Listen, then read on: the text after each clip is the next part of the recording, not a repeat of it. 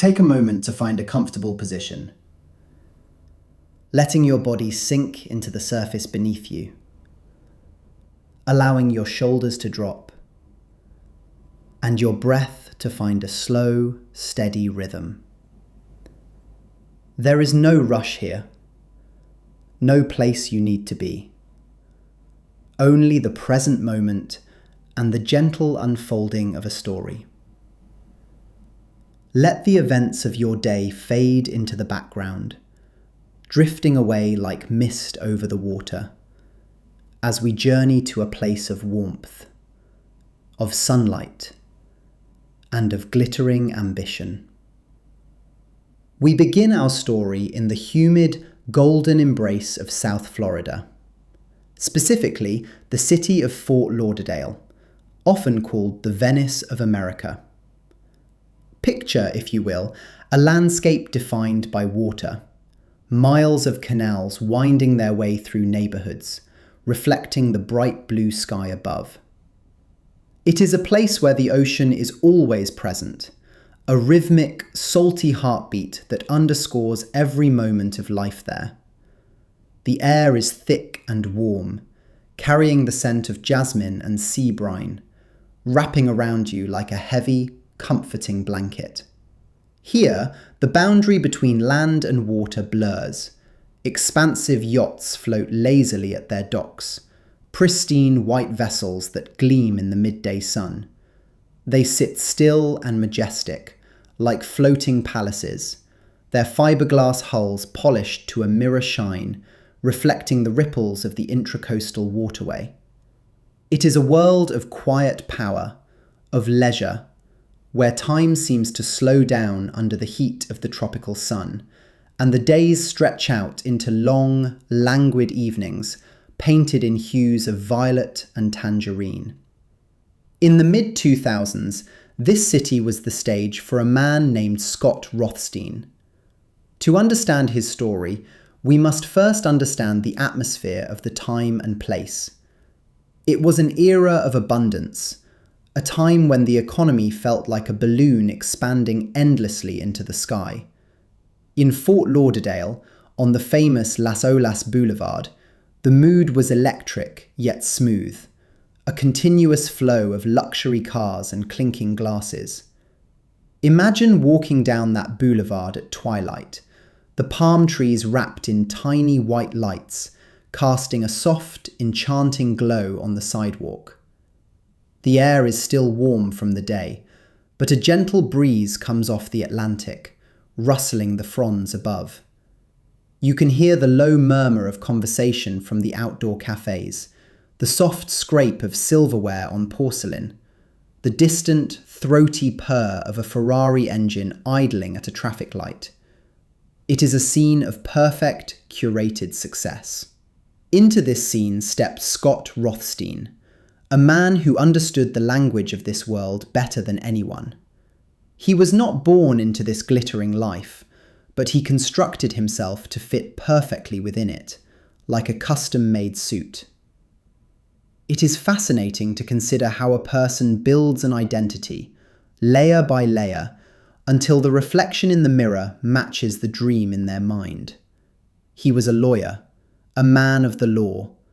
But in this story, the law is merely the backdrop, the canvas upon which he painted a masterpiece of illusion. He established a firm, Rothstein Rosenfeld Adler, a name that would soon become synonymous with the skyline of downtown Fort Lauderdale. Picture the office, high above the streets, walls of glass looking out over the New River. From that vantage point, the world below looks like a toy set, organised, manageable, and yours for the taking. The interior of his world was a study in opulence. Imagine stepping into those offices, the deep, plush carpets silencing your footsteps, the smell of rich mahogany and leather filling the air. Everything was substantial, heavy, designed to convey permanence and trust. There were marble floors that clicked softly under polished shoes, and art on the walls that spoke of taste and immense wealth. It was a sanctuary of success, a place where doubts were left at the elevator doors. Scott Rothstein moved through this world with an energy that was both frantic and mesmerizing. He was a man who loved the symbols of achievement. He didn't just own watches, he collected them, hundreds of them, intricate mechanisms of gold and platinum, tourbillons and perpetual calendars, ticking away the seconds of a life lived in the fast lane. Imagine the weight of such a watch on your wrist, the cool metal against your skin, a constant reminder of time and of value. He loved cars, vehicles that were more art than transportation, the Bugatti Veyron, the Rolls-Royce, machines of incredible power and beauty. Visualize them parked in a row, a stable of mechanical thoroughbreds, their paint shimmering under the Florida sun. To sit inside one was to be encased in a cocoon of hand-stitched leather and silence, insulated from the noise of the outside world, moving through the streets like a king on a chessboard. But the true currency of Scott Rothstein's realm was not just money, it was influence and the feeling of being essential. He became a philanthropist, a benefactor, a name spoken with reverence at charity galas and political fundraisers. Picture a ballroom, filled with round tables draped in satin, centerpieces of orchids and hydrangeas reaching toward the crystal chandeliers. The room is filled with the elite of Florida society, men in tuxedos, women in silk gowns that catch the light. And there, at the center of it all, stands Scott. He is the gravity holding the room together. He smiles, he shakes hands. He commands the space not with physical size, but with the sheer force of his generosity. Checks are written, large sums that draw gasps and applause, money flowing like water from an inexhaustible spring. It felt limitless, as if he had tapped into a secret reservoir of wealth that would never run dry. The source of this river of gold was a complex story, one involving legal settlements, structured payouts, and a labyrinth of paperwork. But for those watching from the outside, for the investors and the friends and the onlookers, the mechanics didn't matter as much as the result. The result was a life that looked like a movie, a script written in real time. There is something hypnotic about extreme wealth, a way it bends the light around it, making it hard to see anything else. It creates a gravity that pulls people in, wanting to be near the warmth of the sun, wanting to believe that the summer will never end. In the quiet moments of this story, before the storm clouds began to gather, there was simply the hum of the machine working perfectly. The law firm grew, expanding to occupy floor after floor. The entourage grew, bodyguards and assistants and associates, a court surrounding the king. They moved through the city in a convoy of black SUVs, a parade of importance, dark windows hiding the occupants from the glare of the day. Imagine the sound of the ocean again, the waves rolling onto the sand of Fort Lauderdale beach. The rhythm is constant, predictable, soothing. It washes away footprints, smoothing the sand over and over again. In a way, the Ponzi scheme, which we will explore deeper in time, was like that ocean. It required a constant flow, a tide that had to keep coming in to cover what lay beneath. But for now, in this opening chapter, the tide was high and the water was calm. Scott's life was a series of grand gestures. He threw parties at his waterfront mansion, a sprawling estate where the backyard ended at the water's edge. Imagine the scene at sunset, the sky turning a deep, bruised purple, the lights of the pool glowing turquoise, waiters moving silently through the crowd with silver trays, the sound of jazz floating on the breeze, the laughter of guests who felt lucky just to be there. He was a man who wanted to be seen, who needed the reflection of his success in the eyes of others to feel real. He bought businesses, restaurants, creating a portfolio of influence that stretched across the city. The Bova restaurant group, places of fine dining where he held court at his own private table. The clink of wine glasses, the savoury aroma of Italian truffles, the soft lighting. It was all part of the theatre he constructed. As you listen, visualise the colours of this world. The deep navy blue of a bespoke suit, the crisp white of a starched collar, the gold of a heavy cufflink, the emerald green of the palm fronds, the crimson of a Ferrari. It was a technicolor existence, vivid and bright, leaving no room for shadows or shades of grey. It is easy to get lost in the beauty of the facade, and that is what it was, a magnificent, towering facade. But in these early years, the cracks were invisible to the naked eye. To the people of Fort Lauderdale, Scott Rothstein was a titan. He was the American dream personified, the local boy who made it big, the lawyer who fought for the little guy and won, and then shared his spoils with the world. Let yourself drift on this image of perfection, the height of the rise, before the fall. The feeling of invincibility that comes when every gamble pays off, when every door opens, when the world says yes over and over again. It is a seductive feeling, a warm current that carries you further and further from the shore, until you can no longer see the land, only the endless, glittering horizon. The office lights remained on late into the night, beacons in the dark, signalling that the engine of commerce was still running. Inside, the air conditioning hummed, keeping the tropical heat at bay. Papers were signed, transfers were made, and the illusion grew stronger, denser, more real than reality itself. We rest here for a moment, in the golden hour of the story. The sun is shining, the champagne is cold, and the future looks as bright and endless as the Florida sky. There is no danger yet, only the soft, rhythmic lapping of the water against the hull of a yacht, rocking gently, side to side, in the calm waters of the harbour. And so, as the water laps against the fiberglass, we move from the tranquility of the harbour back into the air-conditioned stillness of the firm.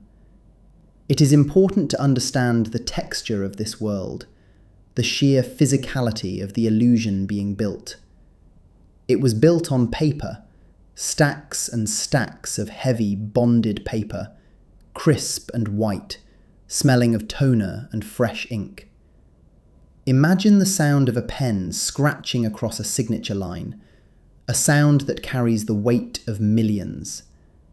The core of the empire was something called a structured settlement, a concept that sounds safe, solid, reliable. It is the promise of money over time, a steady stream of income sold for a lump sum today. It appeals to the part of the human spirit that craves security. Investors were told they were buying certainty, purchasing the rights to settlements from legal cases that had already been won.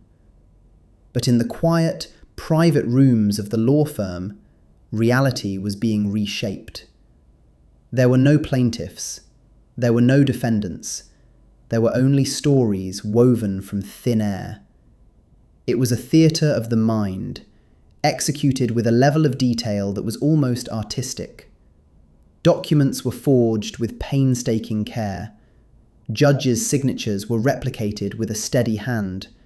Court stamps were pressed onto pages with a satisfying thump, creating the official seal of authenticity.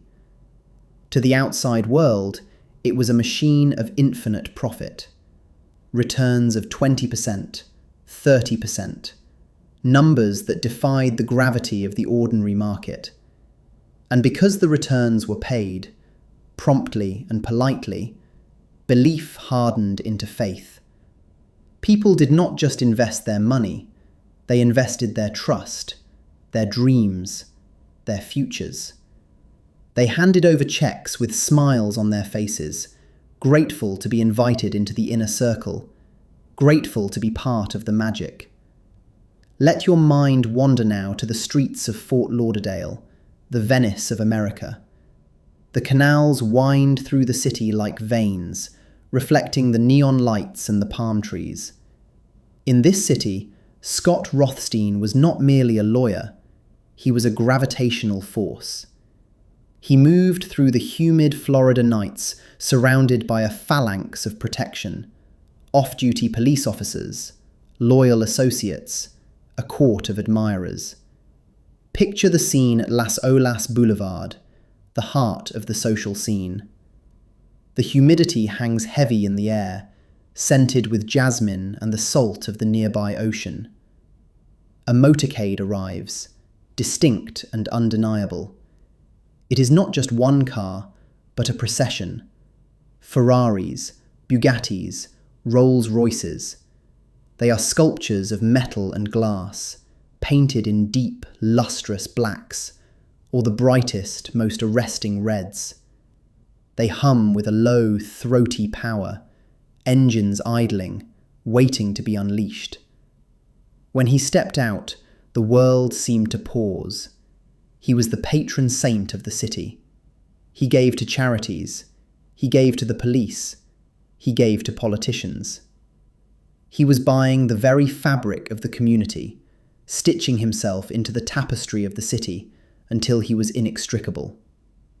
There is a specific kind of calm that comes from extreme generosity, a feeling that you are untouchable because you are indispensable. If you feed everyone, who would dare to bite the hand? It is a curious thing, how the mind justifies the unjustifiable. Perhaps, in the quiet moments between the chaos, he believed he was doing good. He was a modern-day Robin Hood, stealing from the faceless concept of future investors to give to the tangible people standing in front of him. The lifestyle was a blur of motion and colour. Think of the wristwatches, heavy and cold against the skin, tourbillons that cost more than a house, mechanisms so complex they accounted for the rotation of the earth to keep perfect time.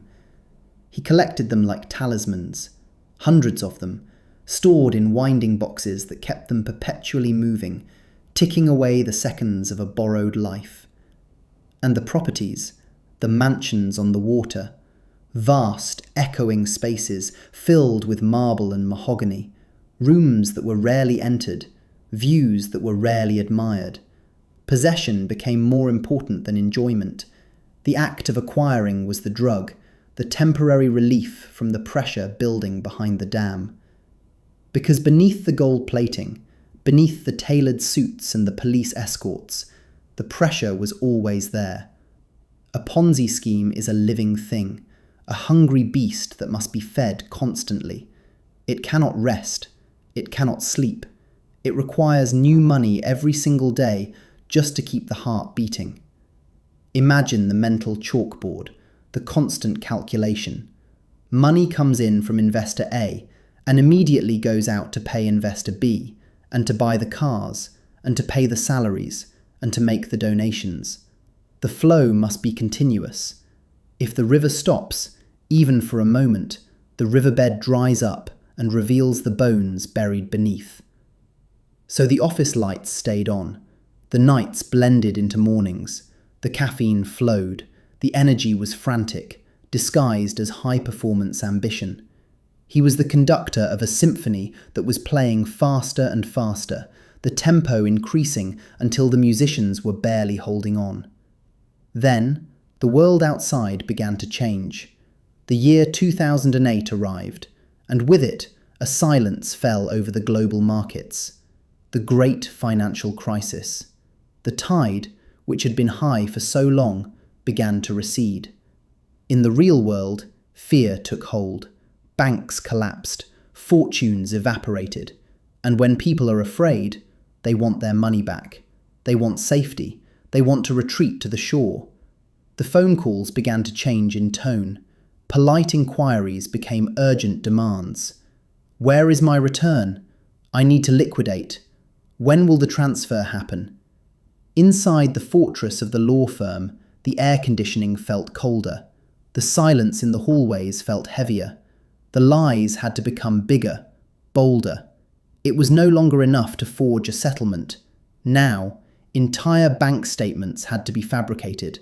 Websites were created to mimic legitimate banks. Fake phone numbers were set up, staffed by people paid to pretend they were bankers, assuring panicked investors that the money was there, safe, secure.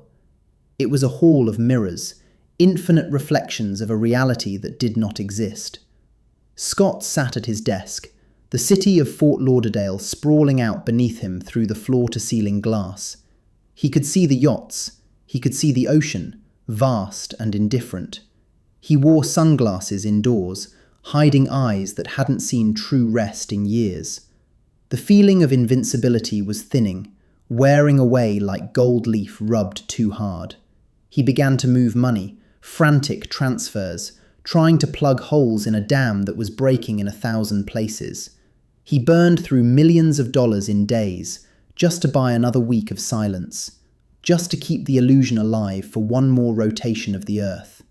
The luxury became suffocating. The leather seats of the exotic cars offered no comfort. The expensive dinners tasted like ash. Every handshake felt like a goodbye. Every smile felt like a betrayal. He was surrounded by people, yet entirely alone. He was the only one who knew the true math, the only one who could see the cliff edge approaching. His partners, his friends, his wife, they saw the success. They saw the facade. He saw the void. And then, the moment of clarity, the realization that the math no longer worked. There was no amount of charm, no amount of forgery, no amount of new investors that could fill the crater. The deficit was in the hundreds of millions. It was a black hole, consuming everything light and matter that came near it. He made preparations, not for a meeting, not for a gala, but for an exit. He looked at his collection of watches, his fleet of cars, the empire of paper he had built. It was all heavy, so incredibly heavy. He chartered a jet. The destination was Morocco, a place with no extradition treaty, a place of deserts and shadows. He packed bags, not with clothes, but with cash and diamonds, portable wealth.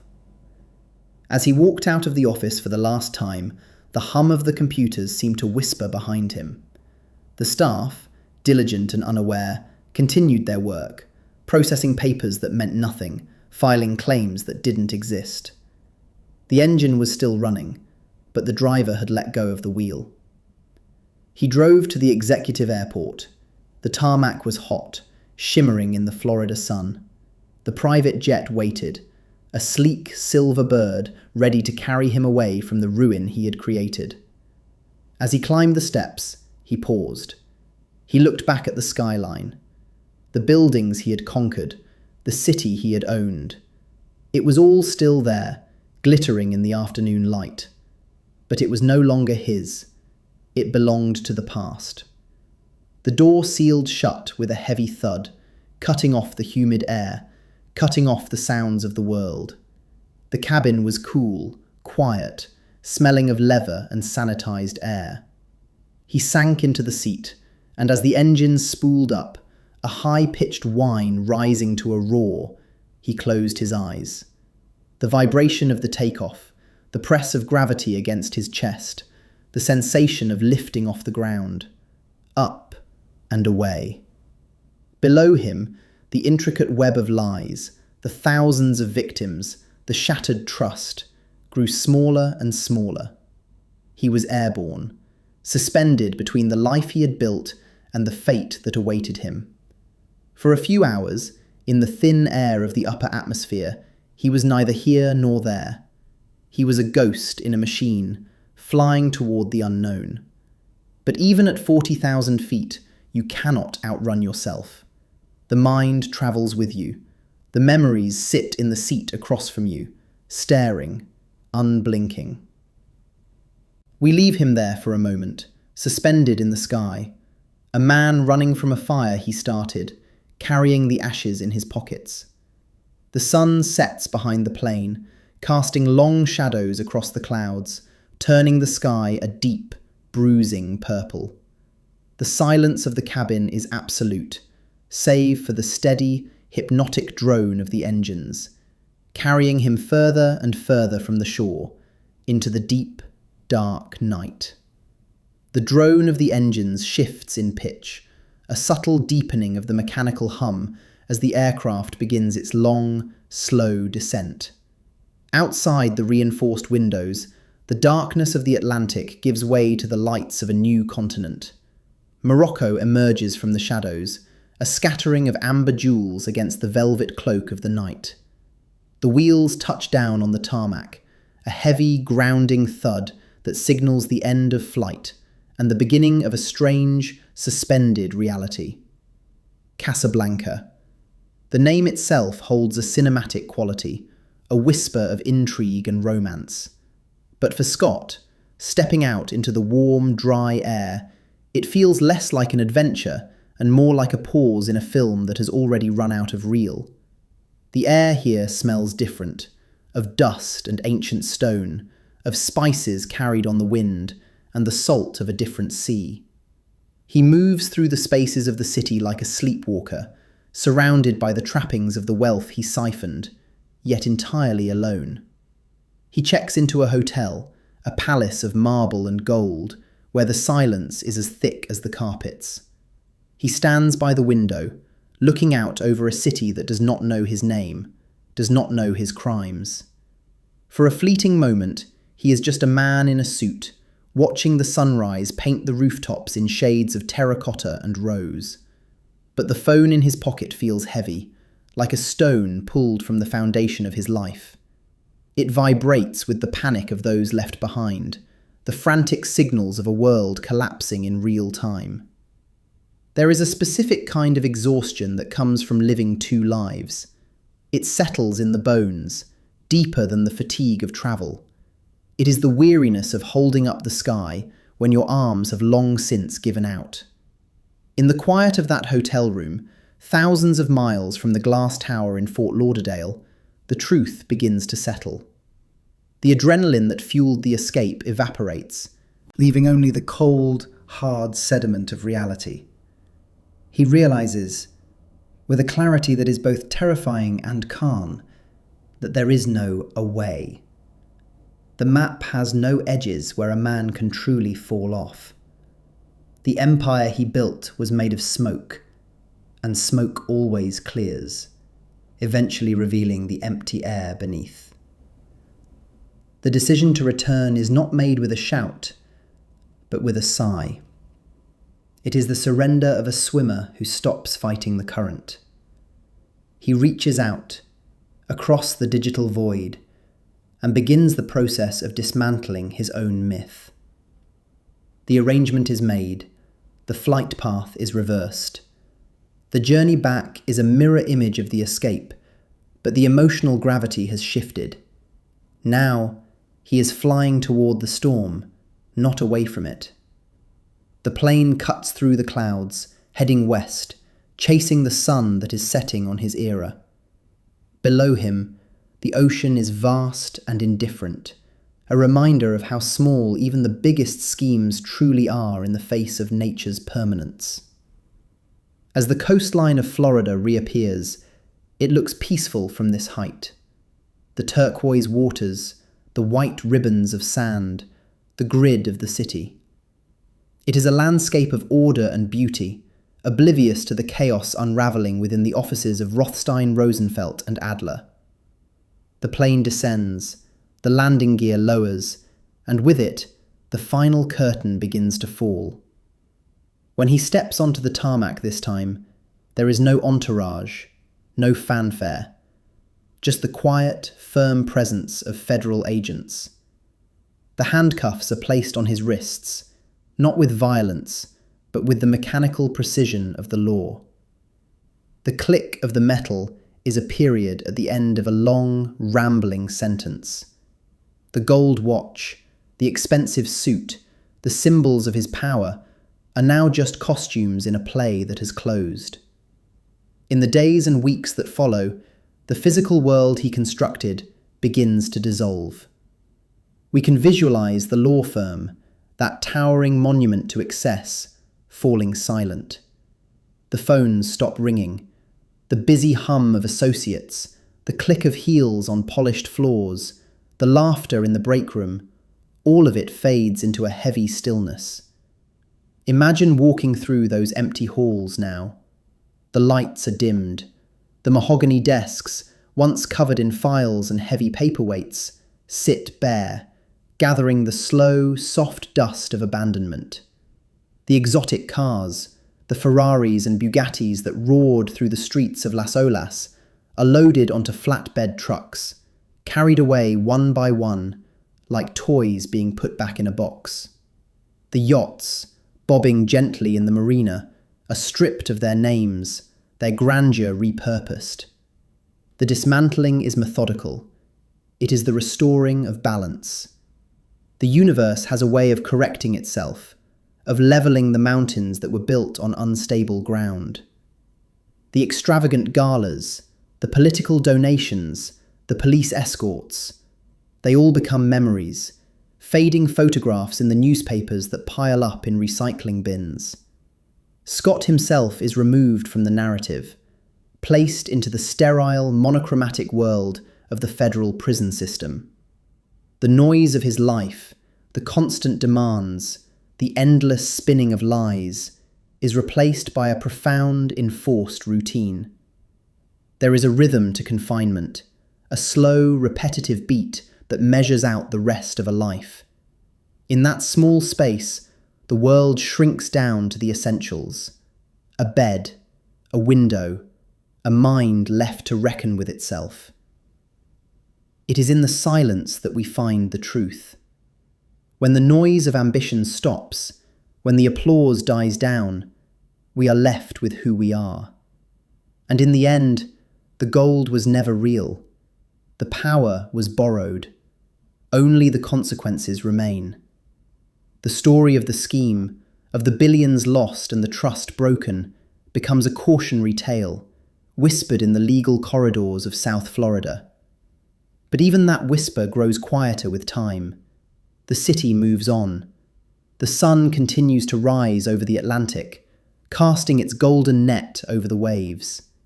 New buildings rise. New waves crash against the shore, erasing the footprints in the sand. As we drift away from this story, we let go of the tension, the greed, and the frantic energy of the chase. We are left with the feeling of resolution. The pieces have been picked up. The ledger has been balanced. The turbulent waters have calmed, leaving a surface that is smooth and glass-like. Let your mind drift now, away from the glass towers and the courtrooms. Float upwards, higher than the plains, higher than the clouds. Imagine looking down at the world from a place of perfect peace. The lights of the cities below are just soft glows, gentle pulses in the dark. The complexities of human striving seem so distant, so small.